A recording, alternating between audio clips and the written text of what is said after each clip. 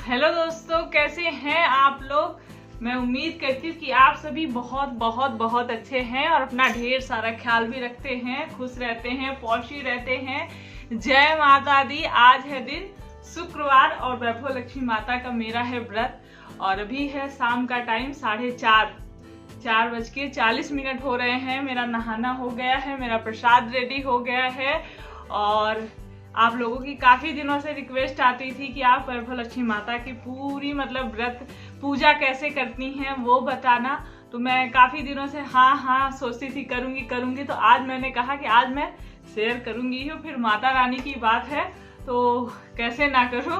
तो पूरी वैसे तो मैं बताती ही रहती थी थोड़ी थोड़ी करके आप लोगों को, लेकिन जैसा कि पूरा डिटेल में पूजा का वो मैं आज आप लोगों के साथ शेयर करूंगी। तो बस वैसे तो सुबह नहाने के बाद शाम को मन करे तो नहा लीजिए और नहीं मन करता तो सिर्फ हाथ पैर धुल के कपड़े भी चेंज करके पूजा कर सकते हैं। लेकिन मेरा मन नहीं मानता है। मैं गर्म पानी करी, ठंडा मौसम है तो गर्म पानी करके मैंने नहा लिया है, नहा के तैयार हो गई हूँ और प्रसाद ले लेती हूँ। और प्रसाद भी आपका जैसे मन है तो आप कुछ भी बना सकते हैं। प्रसाद में मीठा बनाना होता है और नहीं बना पा रहे हैं तो आप चीनी या गुड़ का भी भोग लगा सकते हैं कुछ भी मीठे में।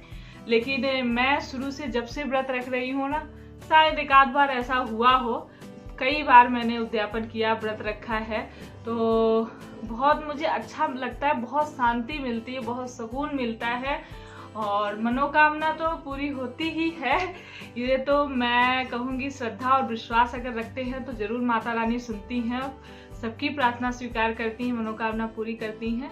लेकिन मेरे से जो भी हो पाता है मैं कुछ ना कुछ मीठा बना लेती हूँ और फिर चढ़ाती हूँ। बच्चे मेरे जब छोटे थे तब भी मैं रखती थी, तो 1.5 साल के थे देव जब मैं फर्स्ट टाइम मैंने व्रत रखा था। मैं गाँव में थी उस टाइम में, तो तब भी मैं कुछ ना कुछ उस समय क्या करती थी, मैं दूध ले लेती थी और दूध का ऐसे गाढ़ा करके उसमें चीनी डाल के थोड़ा सा गाढ़ा सा रबड़ी टाइप का बना के वही भोग लगा दिया करती थी। वो मुझे आसान होता था, जल्दी से बन जाता था, तो उसी का भोग लगा दिया करती थी हर शुक्रवार को। तो लेकिन अब जैसा कि है, बच्चे बड़े हो गए हैं, टाइम मेरे पास निकल आता है तो मैं अक्सर कुछ ना कुछ बदल के मीठा हर शुक्रवार को मीठा बना लेती हूँ कुछ ना कुछ और वही भोग लगाती हूँ। तो आज मैंने खीर बनाई है। आज माता रानी को खीर बहुत पसंद है तो मैंने कहा चलो बहुत दिन हो गया खीर नहीं बनाई, तो आज चावल की सिंपल खीर बनाई हूँ, यही प्रसाद में लगाऊंगी। तो चलते हैं पूजा करने के लिए।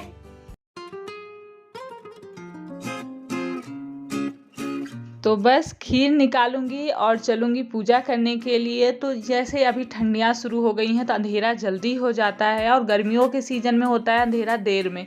तो इस समय पूजा की तैयारी मैं जल्दी शुरू कर देती हूँ। प्रसाद बनाने से लेकर पूजा करने 3-3:30 बजे से शुरू हो जाता है और अंधेरा होने से पहले मेरी पूजा खत्म हो जाती है। और गर्मियों में 4-4:30 बजे से लगती हूँ क्योंकि अंधेरा 6-7 बजे तक होता है।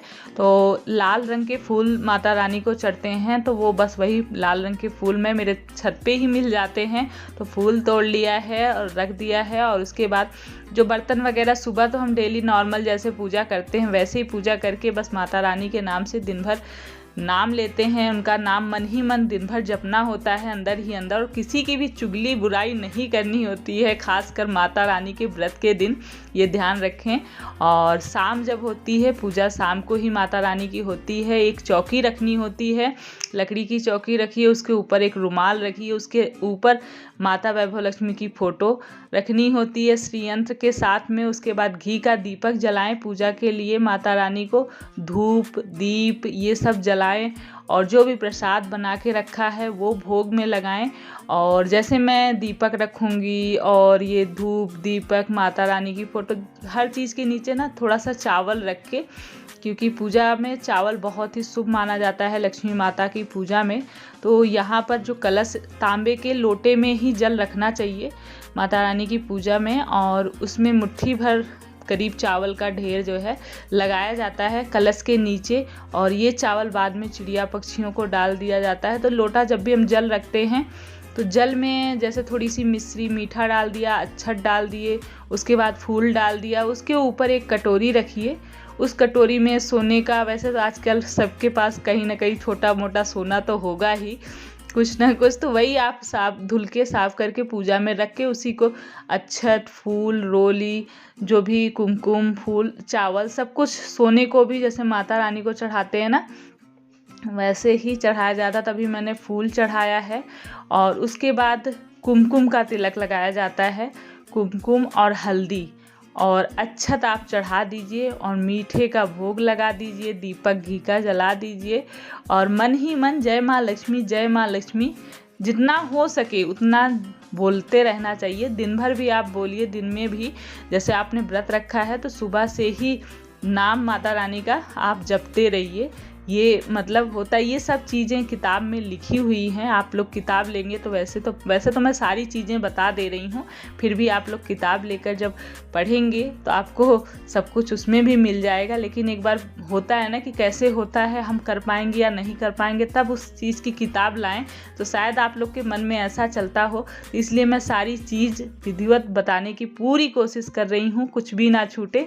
तो बस ये जो माता रानी की वैभव लक्ष्मी की किताब होती है, इसमें कथा रहती है। एक सबसे पहली कथा वही पढ़ी जाती है। इसमें 8 रूप हैं माता रानी की, वो दिए होते हैं सारे को, मतलब 8 माता के रूप को नाम लेके उनका प्रणाम करके तब हम कथा शुरू करते हैं। और श्रीयंत्र की भी फोटो होती है किताब में, उसके भी दर्शन किया जाता है, पैर छुआ जाता है। उसके बाद एक मंत्र होता है माता रानी का। मुझे तो अब सारी चीज़ें एकदम से याद हो गई हैं बोलते बोलते करते करते। फिर भी जब किताब लेते हैं तो किताब से मंत्र एक बार वो पढ़ के और उसके बाद माता रानी का नाम लेके फिर कथा पढ़ते हैं। और पूजा करते समय हमारा मुंह जो है वो पूरब दिशा की तरफ होना चाहिए। और फिर सारी पूजा जैसे बता रही हूँ उस तरह से करते हैं। और एक चीज़ और होती है, जैसे ये पूजा व्रत करते हैं तो पीरियड के समय में व्रत नहीं रखा जाता है।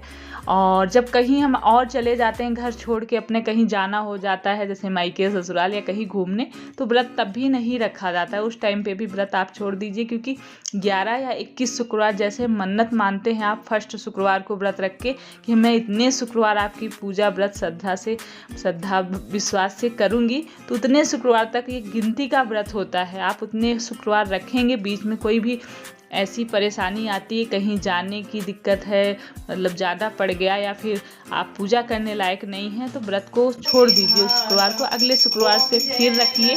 और सारे ही मतलब मैं डायरी में लिखती हूँ, क्योंकि ऐसे भूल जाते हैं ना, 11 या 21 शुक्रवार जैसे रखना है। तो फर्स्ट शुक्रवार को हमने प्रार्थना करी और माता रानी के सामने कि मैं इतने शुक्रवार रखूँगी, अपनी जो मन्नत है वो बोली। माता रानी पे पूरा विश्वास रख के, श्रद्धा विश्वास रख के आप इसी तरह श्रद्धा भक्ति से पूरा पूजा पाठ कर लीजिए।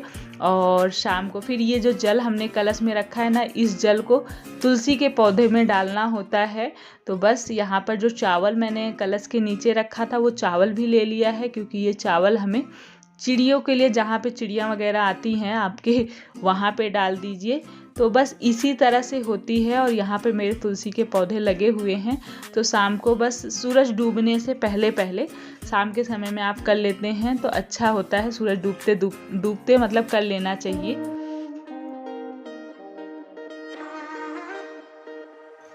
मेरे जानने वालों में ना कई लोगों ने मुझसे पूछ के व्रत रखा और किया, तो बहुत अच्छा लगता है मुझे, बहुत सुकून मुझे तो बहुत मिला। मैं कहूँगी कि मेरे से पूछ के जितने लोगों ने किया उन्होंने भी यही बोला कि बहुत अच्छा व्रत है और बहुत सुकून मिलता है। तो मैं वैसे आप सभी के लिए प्रार्थना करती ही रहती हूँ, और आप सभी का जिसका दिल करता है श्रद्धा विश्वास से रखिएगा, माता रानी ज़रूर आपकी प्रार्थना सुनेंगी, क्योंकि होता है देख के रखने का मन करता है। और यहाँ पर जो भी प्रसाद चढ़ाया है, चावल डाल दिया, मतलब जहाँ चिड़िया आती है हमारे यहाँ, और उसके बाद प्रसाद सबको दीजिए और अपने लिए प्रसाद थोड़ा सा बचा के रख दीजिए, क्योंकि उस समय प्रसाद नहीं लेते हैं। अगर आप खाना वगैरह नहीं खाते हैं शाम को, बहुत लोगों को मतलब इसमें खाने का कोई भी रोक टोक नहीं है, जिसके अंदर बिल्कुल भी व्रत रखने की हिम्मत नहीं है फिर भी वो रखना चाहता है, तो दोनों टाइम खाना खा सकता है। जैसे लहसुन प्याज साफ़ सफाई से, मतलब लहसुन प्याज ना डाले, साफ़ सफाई से खाना बनाए। और मसाले वगैरह जो भी आप यूज़ करते हैं साफ़ सुथरा यूज़ कर रहे हैं, तो आप दोनों टाइम नहीं हिम्मत है और नहीं रख सकते तो एक टाइम अपना बना के खाइए। और बिल्कुल भी खाना नहीं भी खाना चाहते, फलाहार लेके फलाहार खा के व्रत रखिए, तो ये आपकी शक्ति के ऊपर है, किताब में सब कुछ लिखा हुआ है। तो आप उस हिसाब से, मैं यहाँ पर खाना बना रही हूँ अपने लिए, मैं भी खाऊंगी, सबके लिए। शाम को मैं एक टाइम खाना खाती हूँ और जो भी चीज़ें मैं मसाला, लहसुन प्याज तो बिल्कुल यूज ही नहीं होता है, आप लोग को पता ही है, लेकिन जो भी बनाती हूँ साफ़ सुथरा बना के सब खाते हैं और मैं भी खाती हूँ। कितने मस्त बनाई मैंने, क्या क्यूट है ड्राइंग मेरी। इधर आपने लोग हैं वही, मेरे तो सपने में आ जाए। ये देखिए दीपू की ड्राइंग बनाई मैंने, ऐसा नहीं बोलते। तो हाँ, अच्छी लग रही है, मुझे भी अच्छी लग रही है भाई। आप लोगों को कैसी लग रही है बताइएगा दीपू की मेरी ड्राइंग। तो पूजा पाठ सब कुछ आप लोगों के साथ शेयर कर दिया है और मुझे उम्मीद है आप लोगों को अच्छा लगा होगा, सही लगा होगा। अगर आप लोगों ने भी किया है और कुछ चीजें अगर मेरे, मान लो मैंने गलत करी हो या कुछ भी हो, तो आप लोग मुझे प्लीज बताइएगा। वैसे तो मुझे मेरे टाइम में किसी ने बताया नहीं था, कोई उस समय स्मार्टफोन वगैरह नहीं चलते थे कि मैं यूट्यूब पे देख के करती।